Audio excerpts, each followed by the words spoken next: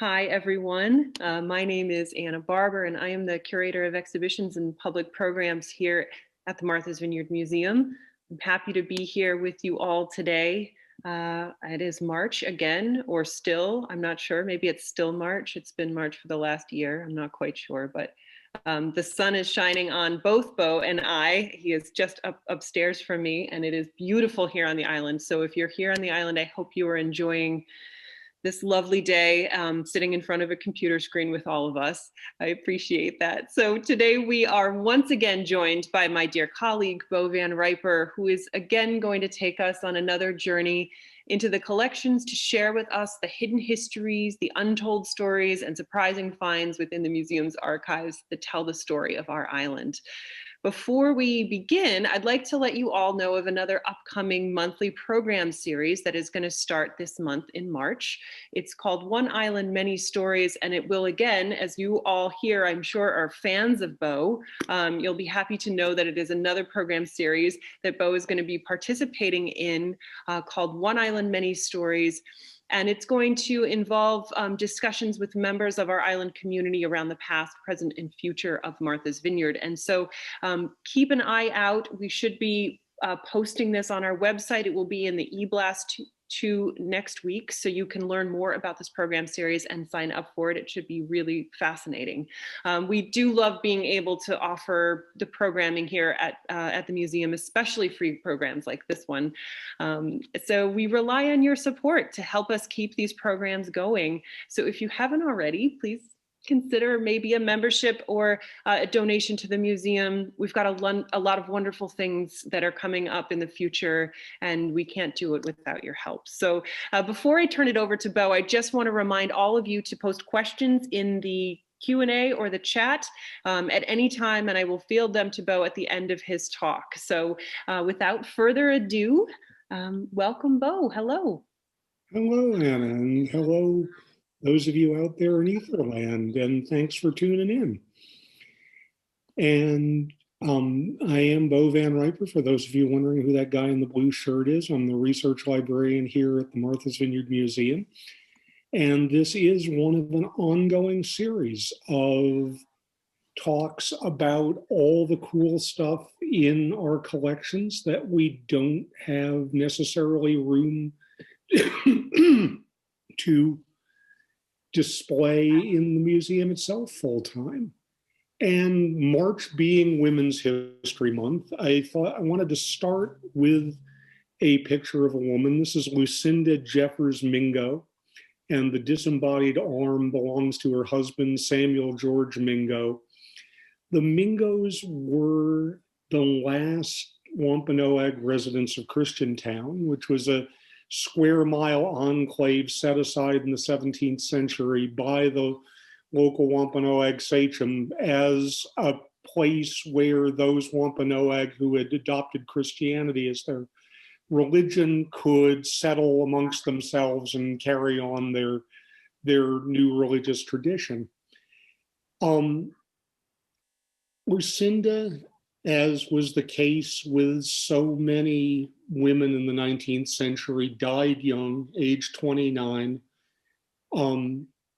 after giving birth to a daughter named Lydia. And Lydia, in the fullness of time, grew up and moved west to Gay Head, as it was known then, and married a young whaleman named Amos Smalley, who was famous, of course, for harpooning a white sperm whale off the Azores.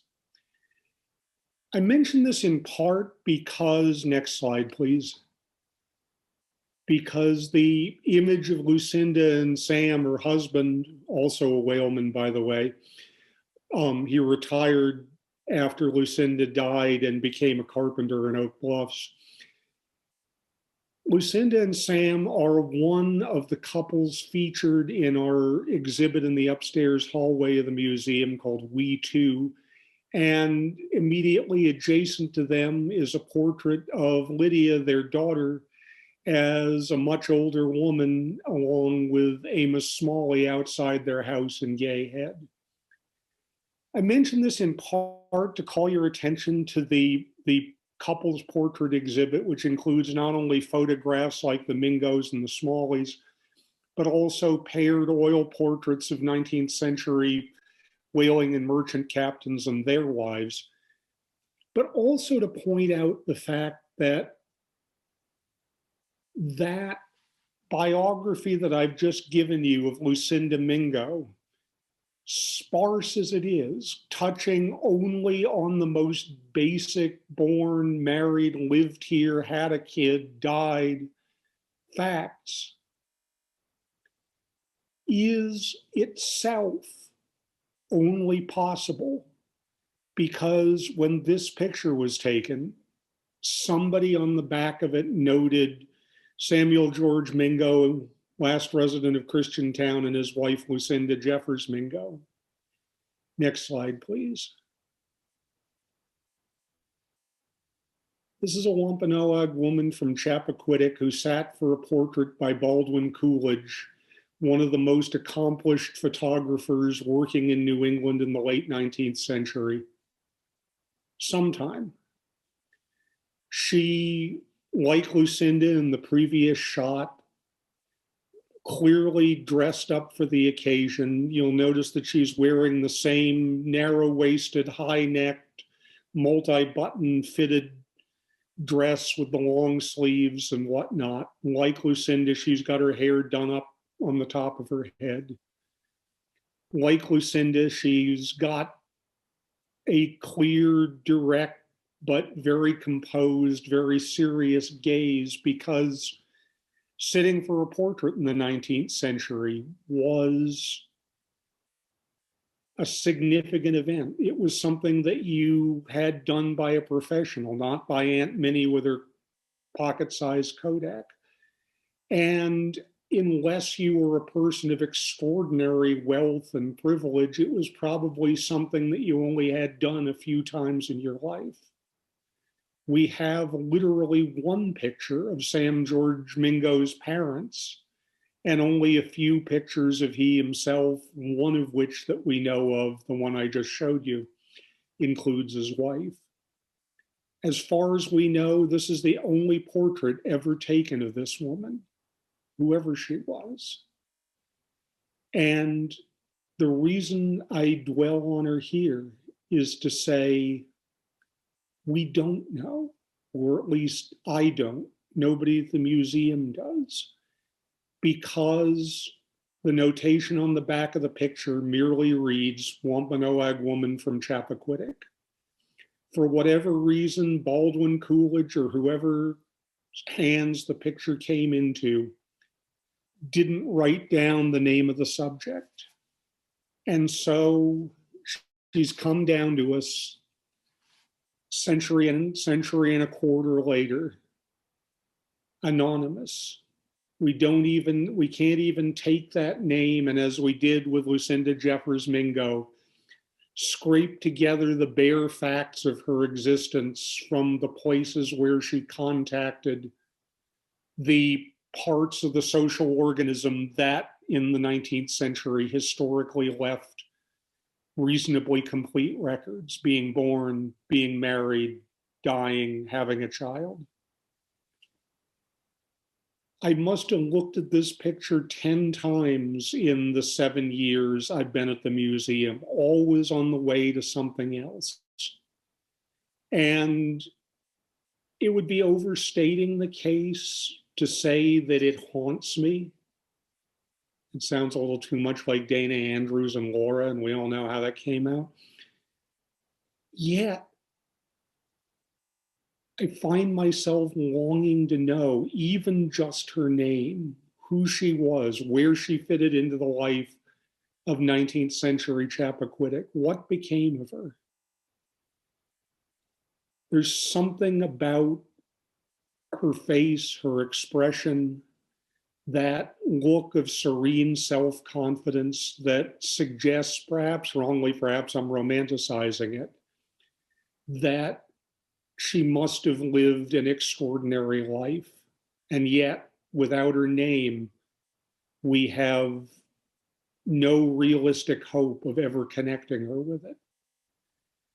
So the moral here is twofold. One, if anybody out there knows who this woman was or may have been, please let us know so we can take at least a small step to rescuing her from anonymity. And also, if you have photographs at home, please, please, please write the name of the person and the date it was taken and the place, if you know, on the back, or include it in the file name or the metadata or something. Because even if your pictures never make it into the museum, and goodness knows we hope they do, still your descendants will thank you when they flip through the album and go, wow, I wonder who she was. Next slide, please. The next several objects I want to show you all come from the collection of one particular vineyard woman, Emma Mayhew Whiting, who was born in the mid-1870s in West Tisbury, into the family of Asa Johnson. She grew up to marry a surveyor from the mainland, Henry Lawrence Whiting, who became one of the leading lights of the 19th century Coast Survey. Or rather, she married his son, Johnson Whiting, gentleman farmer. And Emma became a farm wife. We'll get to that in a minute, on the old parsonage farm up there in the bend of the road in West Tisbury, where Alan Whiting and family still live. But she also became one of the 19th century, early 20th century vineyards' most accomplished amateur genealogists and historians. She was a charter member of the Dukes County Historical Society, which became the Martha's Vineyard Museum. She wrote a pamphlet on Wampanoag artifacts that was one of its first publications back in 1924. And she was, at the time of her death in 1947, writing a history of whaling captains' wives who went to sea with their husbands, like Helen Jernigan and Caroline Mayhew and the rest. She didn't live to see the book completed, but it was finished by Henry Beadle Huff of the Gazette and published to great acclaim. It's still, along with Joan Druitt's later work that built on it, one of the go-to sources for the lives of women on 19th century whaling ships. Emma Whiting was also a poet. Her husband, Johnson, published a volume of her poetry in her memory after she died. And like a lot of amateur historians on the vineyard, she was a collector of historic documents related to the island. And it's through her that we have this rather ragged and tattered, and believe me, in person, it's even more ragged and tattered than it looks like, deed. That entire thing, all 18 inches, 20 inches wide and a foot tall of it, is one deed to one piece of land in the region that was then called Chickamauga, the land between basically Tashmoo to the east and Lambert's Cove to the west. And in this deed, Ephraim Savage of Boston sells his rights to a chunk of Chickamauga to Isaac Chase, a Quaker immigrant to Holmes Hole from New Hampshire, who was one of the first blacksmiths, the first ferryman, and one of the first major European landowners in Holmes Hole. This deed is dated 1698, and by the time he died in 1727, Isaac Chase owned virtually everything from the head of the lagoon all the way to West Chop, and from Holmes Hole, now Vineyard Haven Harbor, all the way to the shores of Lake Tashmoo. His land was divided upon his death up amongst his many children, and the lines that divided it into chunks are still reflected in the layouts of some of the cross streets between Maine and Franklin as you head out from Holmes Hole, now Vineyard Haven Village, towards West Chop. Isaac Chase, or his son Abraham, depending on which account you listen to, built the Great House, which stood for many centuries where the public restrooms at the Stop and Shop parking lot are now. It was moved to West Chop in the 1920s and is still still there, still inhabited, still bearing the stamp of its colonial origins.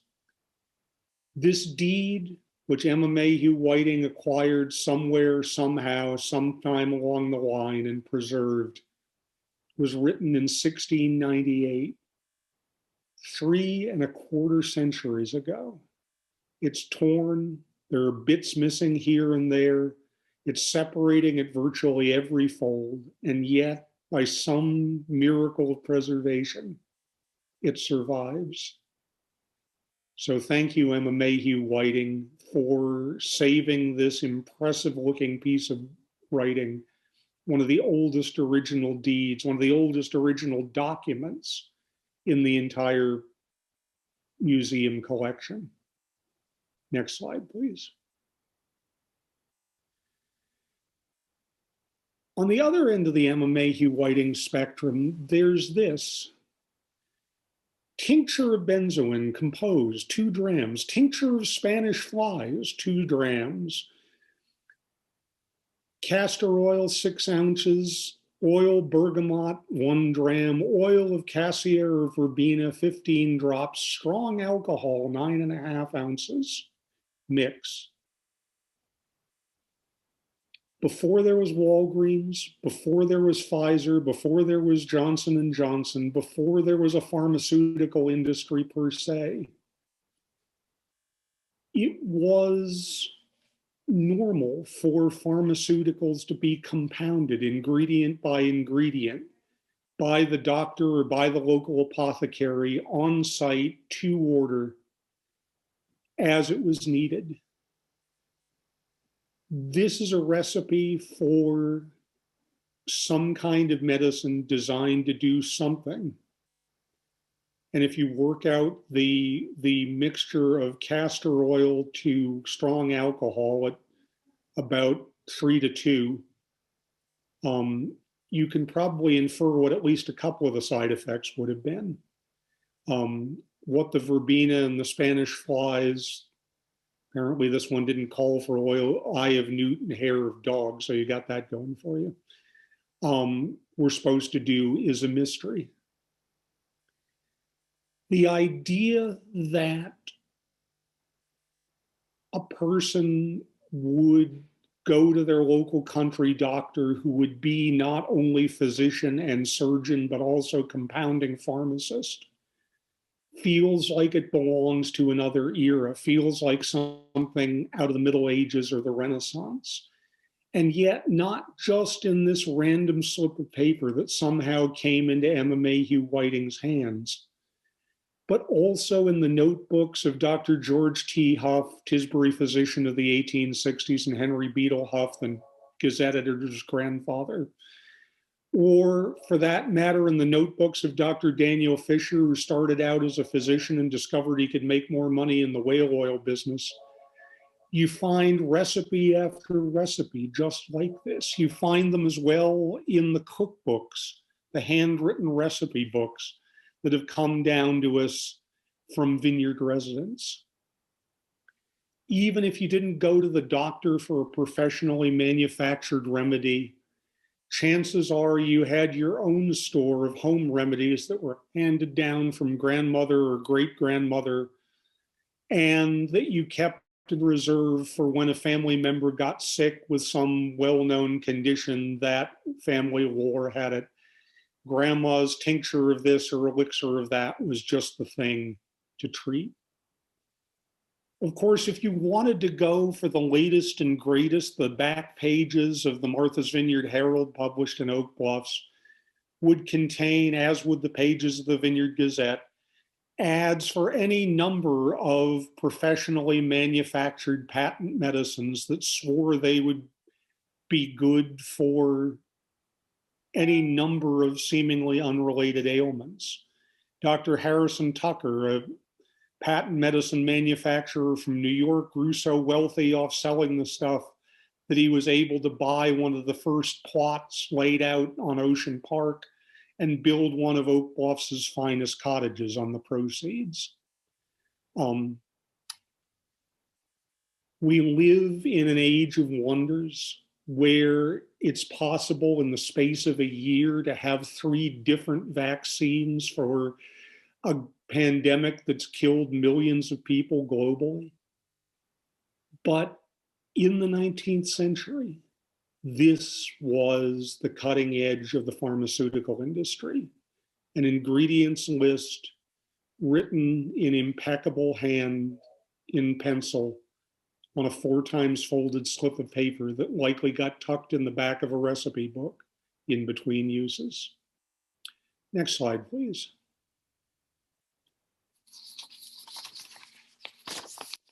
Transcribing this used up about an hour and a half of my Tuesday, and I will favor you now with the first 4 lines.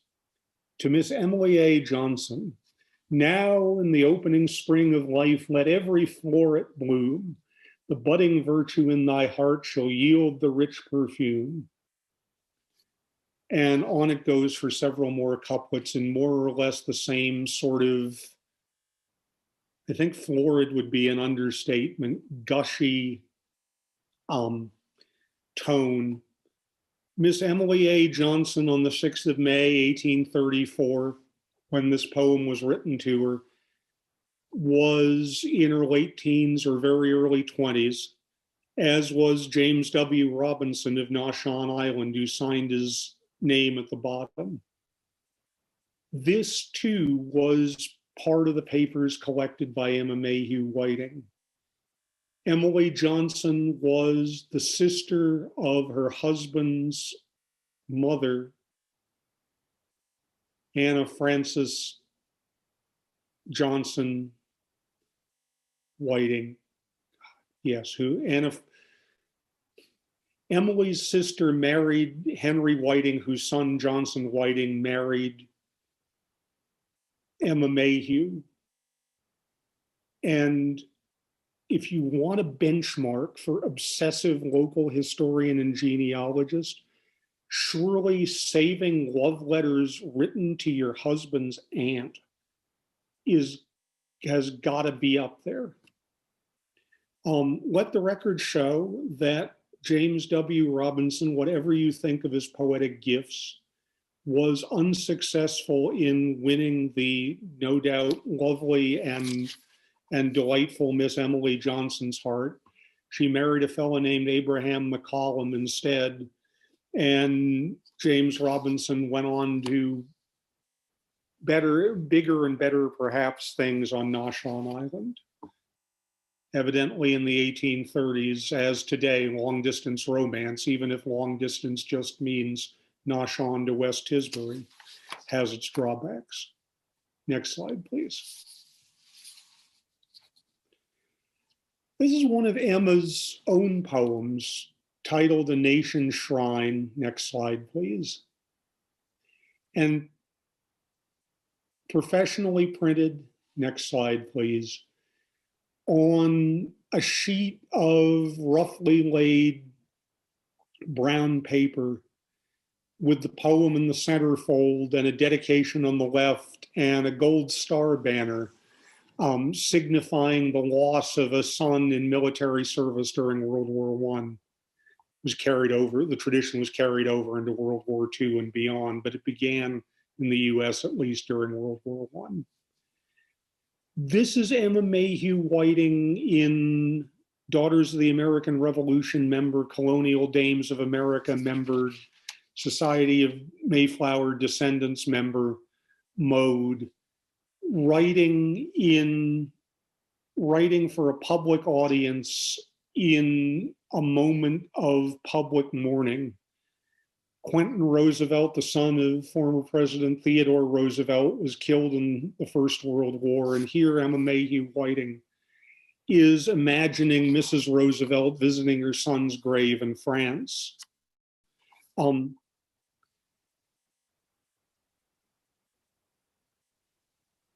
Emma is writing here in a very characteristic late 19th, early 20th century public poem style. A nation sung, young Quentin lies in blessed shrine neath foreign skies. and all the wreaths from airplanes flung, and all the glorious paeans sung, the tributes from each passerby through coming years, the word, the sigh, the tears that fall at thought of youth who dared and died for right and truth. Several things to point out about this. Nobody is going to confuse Emma Mayhew Whiting with Emily Dickinson. And yet, nobody would have looked at this and gone, Emma, don't quit your day job. Emma was an upper middle class woman. Johnson was a farmer, but very much in the gentleman farmer mode. She was a farmer's wife, but she was also an upper middle class educated woman who belonged to clubs and societies and participated in the larger life of the community. And like her fellow members of things like the DAR and the Want to Know Club and the Edgartown Women's Club in the late 19th and the early 20th century, writing this kind of extremely rhythmic, extremely formal, extremely high-flown verse to commemorate historical events and comment on contemporary patriotic themes was absolutely a thing, in much the same way that amateur watercolor painting for women of Emma's social position and cultural place were a thing. Nobody would have looked at the amateur watercolors these women produced and gone, wow, there's the next Joseph Mallard William Turner. Nobody would look at their poems and say, wow, there goes the next Emily Dickinson. And yet, doing this kind of art and this kind of writing in the public eye was very much a part of their lives, and nobody would have thought it odd that somebody like Emma Mayhew Whiting, not a professional poet by any means, would have produced something like this as an expression of national grief and mourning for the former president's dead son. Also notice here that second stanza I read, the tears that fall at thoughts of youth who dared and died for right and truth, capital R and capital T, mind you, on right and truth, are another recurring theme in the American culture of this era. The absolute relentless framing of every American war, from the wars against the Native American inhabitants of the plains to the war against Spain in 1898, to America's involvement in World War I from 1917 through the end of the war, all were relentlessly reframed as pursuits of some higher ideal, never as the involvement of the US in some kind of tawdry land grab or attempt to redraw the geopolitical map of the Caribbean or the Pacific, or for that matter, in 1917-18 of Europe. Yes, this is partially Woodrow Wilson speaking, the war to end all wars, the war for democracy, the war for peace. I'm enough of a product of the 60s to remember what they used to say fighting for peace was like, but I'll leave you to go look it up on Google. I want to keep this a family show. But Wilson was not some kind of weird political outlier, as Emma Mayhew Whiting and countless other women poets of her ilk make clear. This whole push to elevate World War I into some kind of a cosmic struggle for right and truth and justice was absolutely a thing in late 1910s America. The lost generation who came home from the war to find their world, the world they'd grown up in, shattered, had a different take on it. Nobody had really won the war. Hemingway wrote it in one of his post-war novels. The war had won and would go on winning. Rudyard Kipling, who, like Theodore Roosevelt, sent his son off to war and lost him, wrote in an post-war poem cycle he titled Epitaphs of the War, imagining the poems to be epitaphs carved on the tombstones of the dead, proposed the following for what he called a common form, an epitaph that could serve for all the men who died in World War I. If any question why we died, tell them because our fathers lied. This from a man who'd lost his only son in the trenches of France. World War I looked very different in Europe than it did in the United States. Next slide. Do you want your daughter to marry a farmer? When she got the invitation to weigh in on this subject, she, along with thousands upon thousands of other farm women, Emma Mayhew Whiting took up the pen and gave her thoughts on the matter. And she sent them in. Next slide, please. Along with a picture of her farmstead, that's her house in the middle there. The cow is somebody else's. To Farmer's Wife magazine, which was conducting the poll, and gave her thoughts on whether or not the life of a farmer's wife was a good life for a woman, whether it was a life a woman could be happy with. She won a prize. They got 7,000 responses, and hers was picked as one of the prize winners. Farmer's Wife magazine, which published the pamphlet I just showed you the front cover of, that published this picture of Emma Mayhew Whiting and Johnson Whiting's house, proudly reported that 92% of their responses said that yes, being a farmer's wife was a great thing, and the respondents highly recommended it.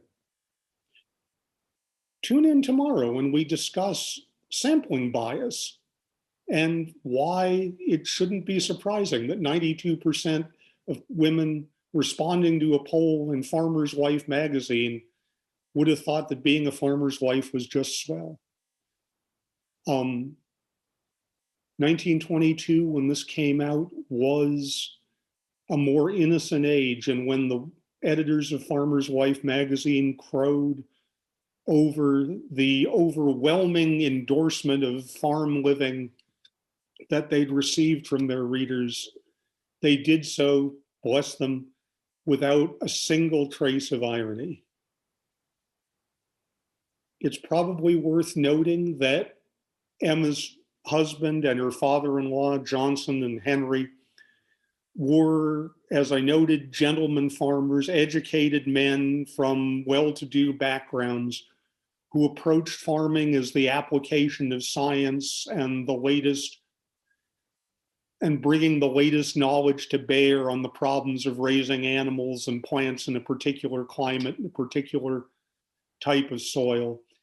Johnson and Henry were both leading lights in the early years of the Martha's Vineyard Agricultural Society. And like the founders of Seven Gates, were determined to make common cause with the farmers of the vineyard whose roots on the land went back generations, and to merge the traditional know-how with the latest scientific developments coming out of what was then known as Mass Agricultural College in Amherst, later known as University of Massachusetts. All of which is to say that Emma Mayhew Whiting was a farmer's wife in the same sense that Ted Turner, late of America's Cup fame, was just another small boat sailor. I mean, yes, but also very much on the high end of the wealth and privilege spectrum. What a farmer's wife from, say, some tiny hamlet in the plains of North Dakota might have written back in response to that question, had she had time to do so, invites investigation, but we don't know. Leaving Emma Mayhew Whiting now, next slide, please. I want to briefly turn to two of a stack of images gifted to us recently by Prudence Noon, a subsequent member of the Whiting family. If you look closely, you'll recognize the building in the background there is now the West Tisbury Town Hall. Then, when the picture was taken in 1936, the West Tisbury School. Before that, the private Dukes County Academy. We're on the grounds of the old Agricultural Hall, and it's September of 1936. And this is the Agricultural Fair. From early in the 20th century down through at least World War II, athletic competitions were involving humans as opposed to horses, were a regular part of the agricultural fair. We had already in the collection images from the early 1910s, Manuel Campbell, for example, winning a foot race on the lawn beside the old agricultural hall. Now, thanks to Prudence Noon's donation of photographs of the Ag Fair in the 1930s, we've not only filled a big chunk, a big hole in our coverage of what the Ag Fair looked like over the years, which previously went from the 1910s to the 1990s in one gigantic leap, but we also have evidence that the athletic competitions carried on right down to the eve of World War II, and that in the case of this athlete, at least, the women competed in skirts. Somebody more versed in the ways of track and field than I am is welcome to weigh in on whether we're watching the standing long jump or the running long jump. I'm inclined to think the latter, given the way her left leg is lifted, but notice that the takeoff mark is just a strip of white paint behind her right foot, and the landing pit is just a square of dirt where the grass has been worn away. So too, next slide. The high jump pit consists again just of a patch of sand. Better shot there of the West Tisbury School building. And notice that our intrepid athlete is going over body upright, left leg leading, right leg kicked up in what used to be called the scissors position. This is 1938.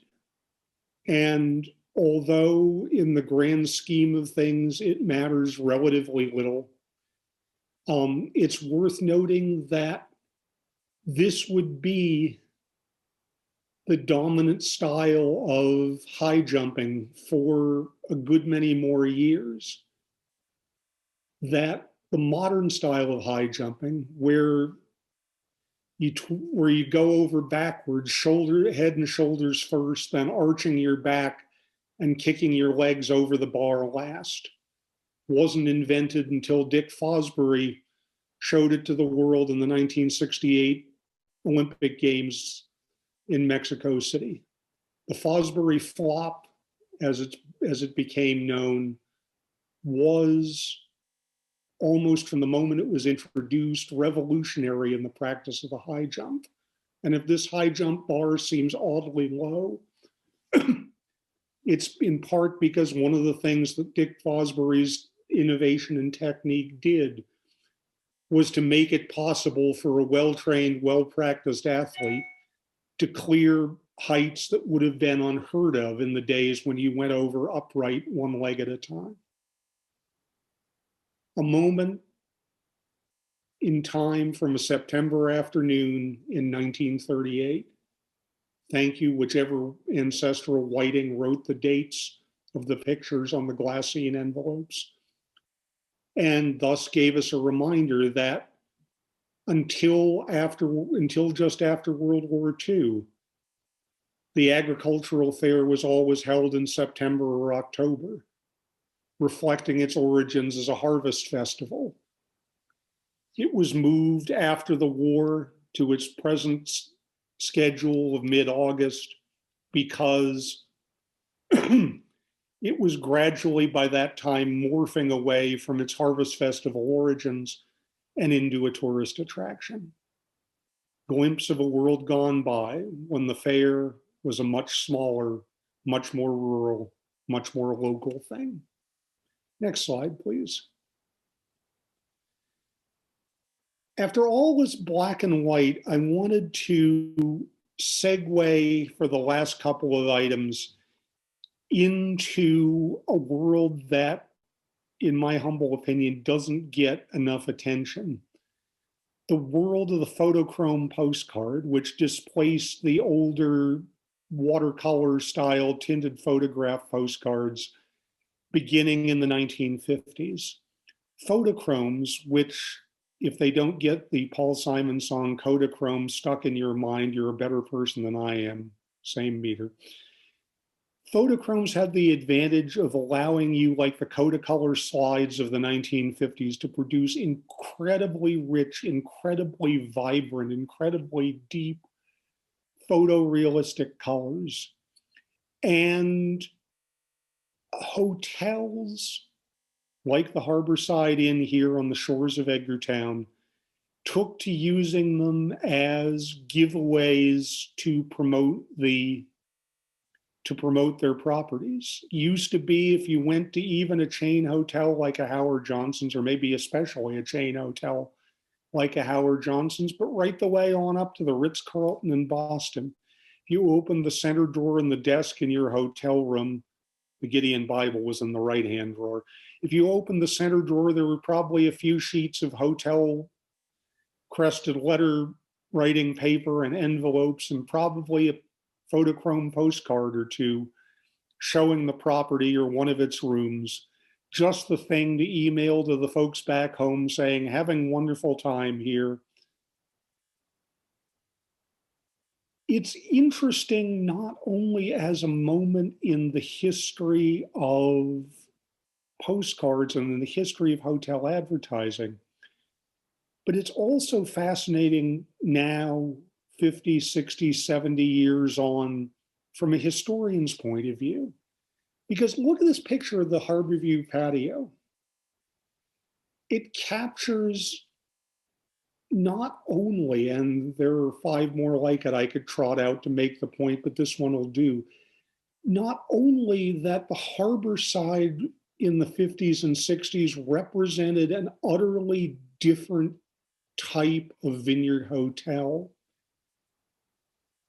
Compare this in your mind to the Harborview out on North Water Street or to the Wesley House, now summer camp.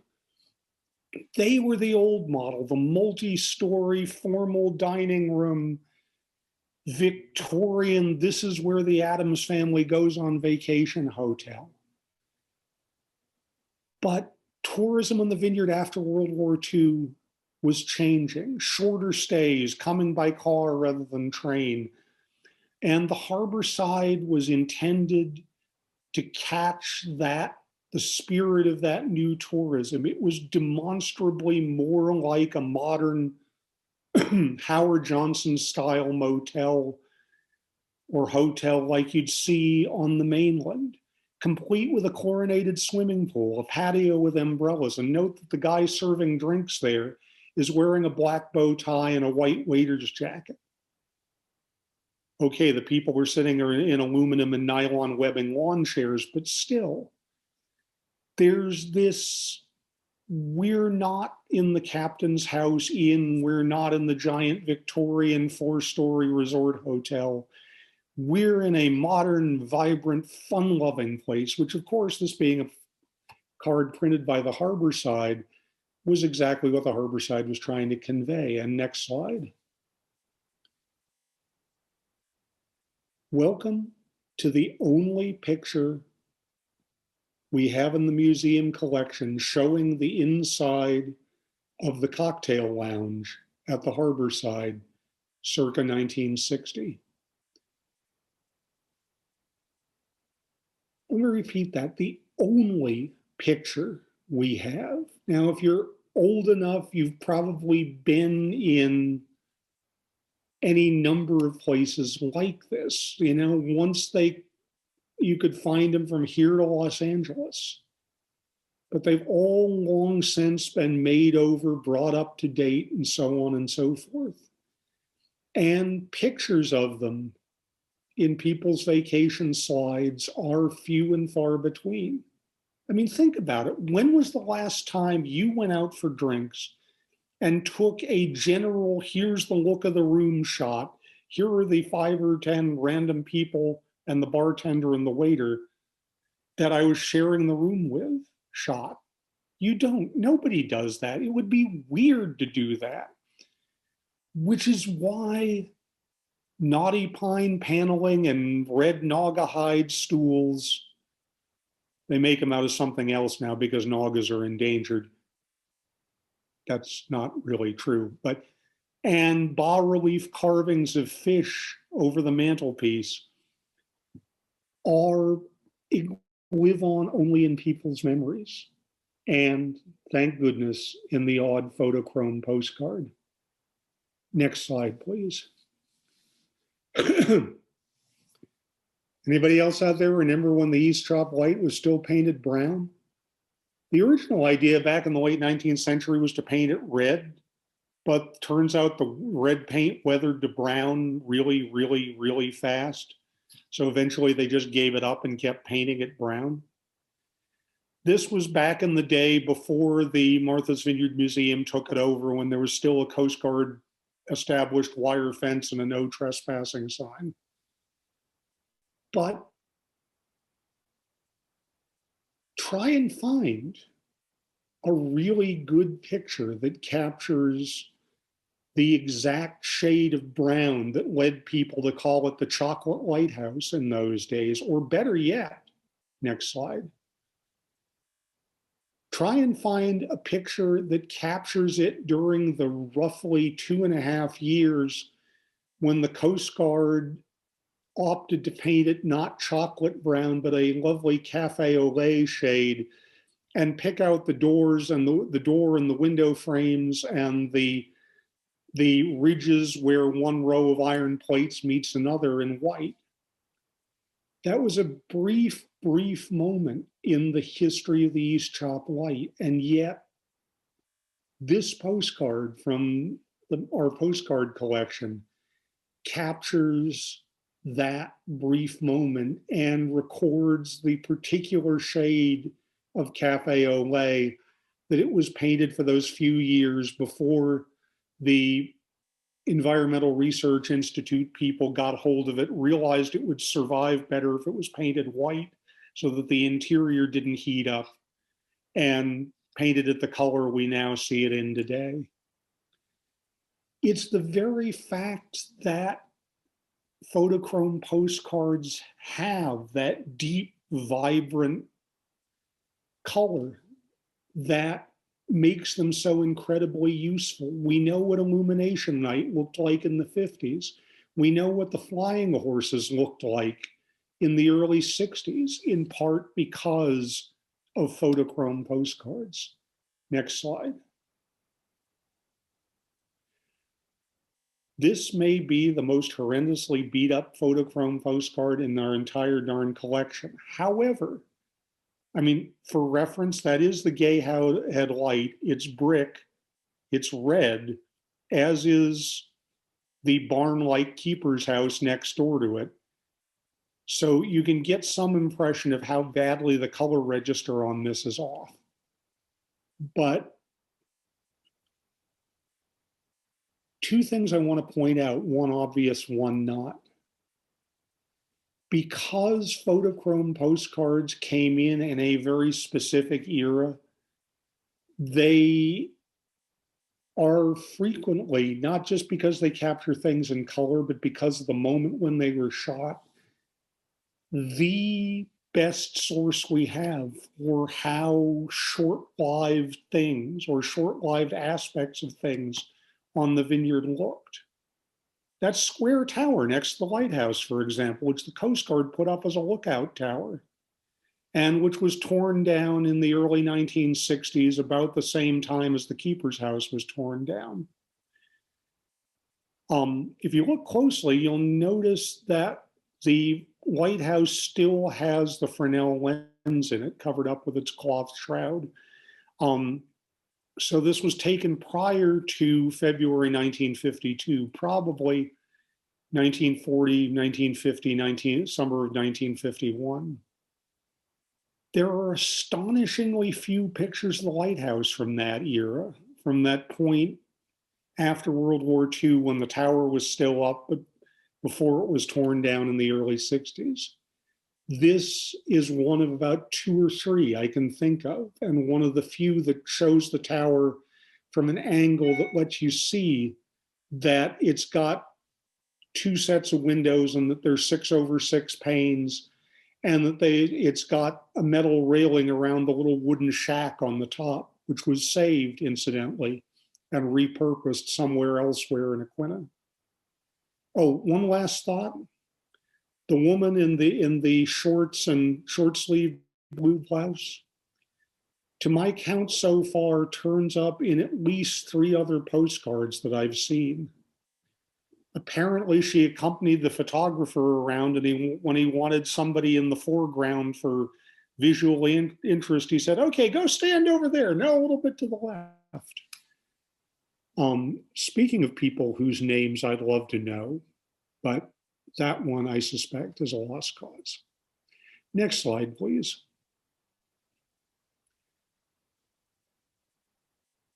If you look carefully, you'll notice that this is the motor vessel Nantucket. Now, 2021, the oldest ferry in the Steamship Authority fleet. But this is the Nantucket as she was when she was first launched, when she replaced the old 1920s steamer Nobska, and in doing so, paved the way for virtually all the ferries to come. I'll save you until I'll save the long, involved discussion of the technological evolution of Steamship Authority ferries for when I write a quarterly article about it sometime a couple issues from now. But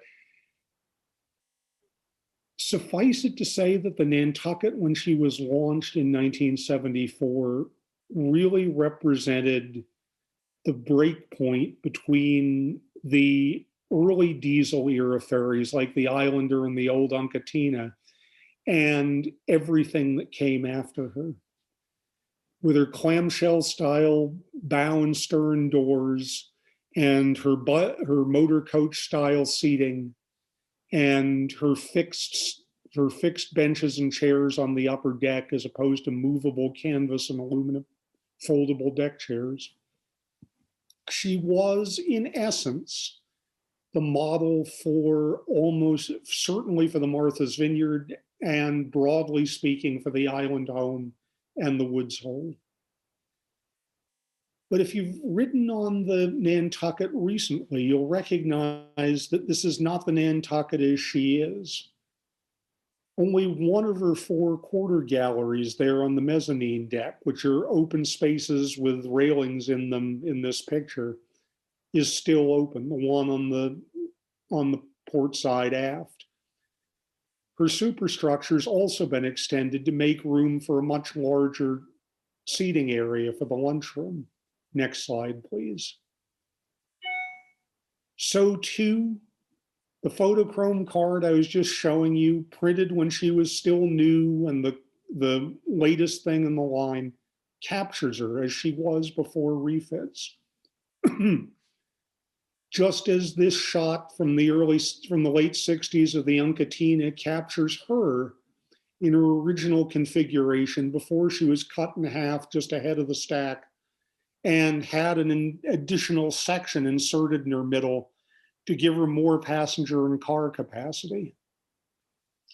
So too, photochrome cards from the 60s capture, next slide, please, the Island Queen, the old Island Queen, the Island Queen of 1965 to 1974 or so. The Island Queen, which didn't have the big sloping bow that looks like a Labrador retriever leaning into its leash, that had an open deck ahead of the superstructures that would take huge waves over the bow out in the sound and drench anyone standing there. The old Island Queen shone steaming in here through the jetties at Oak Bluffs, with the old oil derrick style beacon on the end of the side opposite from where the beacon is now. Much lighter, much more skeletal, and topped with a square green reflector. Many of our best photographs of old ferries like this Island Queen, like the old unlamented Uncatina, long since gone to the breaker's yard, come from photochrome postcards, as do all our best views, next slide, of the much beloved and much lamented 57-year veteran, the Islander. Here she is prior to her midlife refit in 1977, still with the big radar mast in the center, still with just a handful of barrel-shaped life rafts at the corners of the deck, and still with her 4 big 60-person steel lifeboats slung on davits amidships. The mast and the lifeboats all went in the refit, as did eventually the canvas and aluminum deck chairs. But for those of you who love the old Islander and still miss her, remember that one of those 4 big lifeboats made its way to the museum, and you can still come say hello to it any day we're open, up in the left side of Doherty Hall, looking out over the No Man's Land boat and the racing whale boat and the other relics of the Vineyard's maritime past. And with that moment, with leaving the Islander, making one of her millions of trips back and forth across the Sound, I'm going to wrap up this round of hidden collections and say thank you all for being here. And if you have any questions about photochrome postcards or Emma Mayhew Whiting or soppy love poetry from 1834 Noshawn, I'd be happy to take them. I certainly hope we have questions about sappy love poetry from Noshawn. Because it never gets old. Forgive me for the slowness in responding to questions. We are without our trusty IT specialist behind the scenes, Savannah, so I am winging it all just alone here. So it looks like we just have, let's see, we have no questions. It looks like you've just you've given everyone what they were looking for. One thing I was thinking about when you were putting those postcards up of the ferries, it's funny, I am going to turn 40 years old this year, and so I was very much in the realm of loving the Islander as a summer visitor and lamenting her demise. But the Uncatina was just a figment, or just a barely. I was able to sort of be a part of the world of the Uncatina, only enough to give it a fun nickname of the Juncatina, which I think we all did at some point. And that or the Tin Cantina. And it's funny looking at those postcards. It's almost like looking at our ancestors, you know, the relatives that you just have faint memories of, and you're staring at it trying to pull something back. And then there's those that you never got to meet, but they're a part of the history. You know, it's almost like they are living people. So, there's some people coming in here with some questions here. Okay. Oh, goodness. Melinda. Hi, Melinda. Melinda Loberg is asking, do you know the identity of the people in the ag fair shots? One of them looks like my grandfather. Wow. Unfortunately, the people in those ag fair shots aren't identified. So it could well be your grandfather in one of them. And yeah, if anytime you want to come take a closer look and see if the resemblance jumps out at you, just come on down. How fun is that? So we're talking about fairy ancestors, and Melinda's looking at this saying, that actually might be one of my family members. So that's wonderful. And a special thank you to Prudence for donating those photos. It's funny, you always rely, Bo, you were talking about this great chasm that we have in photographs of the ag fair over the years. And there's so few that we would always rely on to sort of tell the early days story of the fair. And this really is an amazing addition to that. It is. I was beside myself when I saw this stack of pictures. It's just amazing stuff. So the takeaway for today's program is go back in the spare moments that you have and write down the dates on all of your photographs, where they were taken and who is in them, because perhaps one day we will be sharing your photographs in some futuristic portal that hopefully is better than Zoom, because anything at this point, I think we feel is better than Zoom. And so when they come to the museum, we'll be able to share that story, which is so important. So that, and also remember, when you're able to go back safely out to restaurants and bars, to make sure you take pictures of the inside of them and not the outside, because we'll love to have that too in the future. So, oh, something I meant to point out in that shot of the harbor side, the bas relief over the fireplace. I'm sorely tempted to think that it might have been done by Clifford Dugan, who did the bas relief of waterfowl that was donated to us a few years ago, and is on the wall in Doherty Hall. So next time somebody's in Doherty Hall, go take a look and tell me if you think that those fish in the Harborside bar might have been the same guy, because I'd love a second opinion.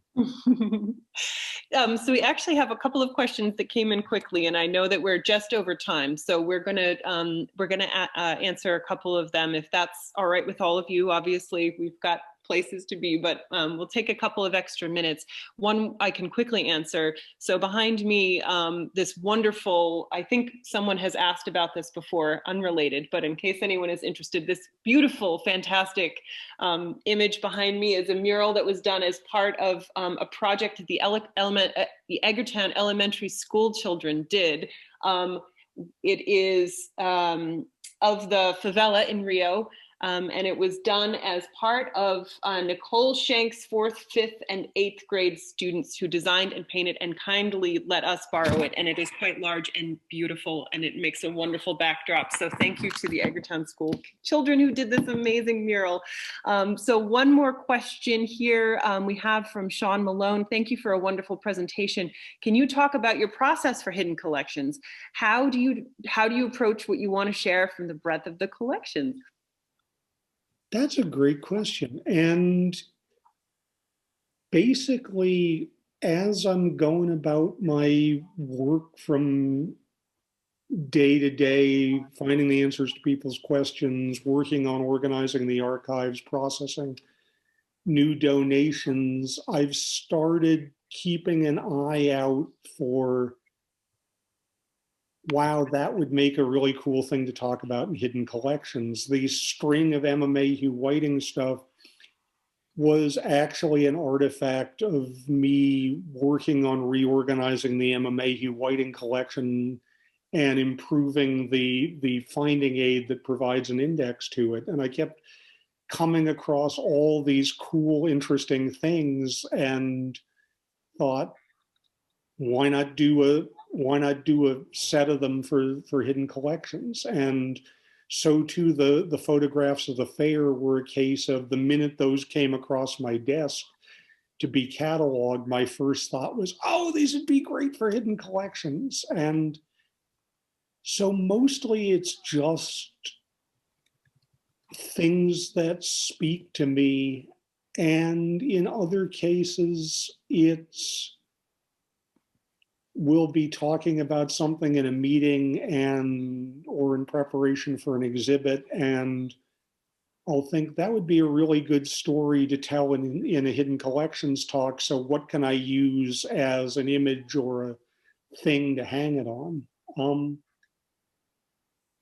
And part of the reason I love doing these is that they're a great place to share stories like this that aren't necessarily going to make it into an exhibit anytime soon, that aren't big enough for a quarterly article, but are bigger than you could really fit in the 50 words or whatever of a social media post. So it provides a wonderful middle ground to say, hey, I found this really cool thing that tells this really interesting story. And here, let me share it with you.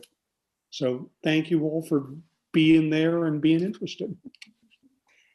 Yeah, I learned so much, and I'm happy I get to be a part of this as well. So thank you for another wonderful hour with you, Bo, sharing that. And we've got another one coming next month. So we'll do one more in May, and then we're going to take a break, give Bo a much needed break because, of course, he'll be taking vacation, which he won't. He'll be up in the library working, so you can come this summer and visit him if you'd like. But we'll do one in April, one in May, and then we'll take a break for the summer. So please join us again next month in April, the first week, the first Wednesday at 12:30, and we'll have all the details on the website as well. So hope to see you again. And in the meantime, stay safe and stay well. And we look forward to seeing you again one day in person. So thank you all.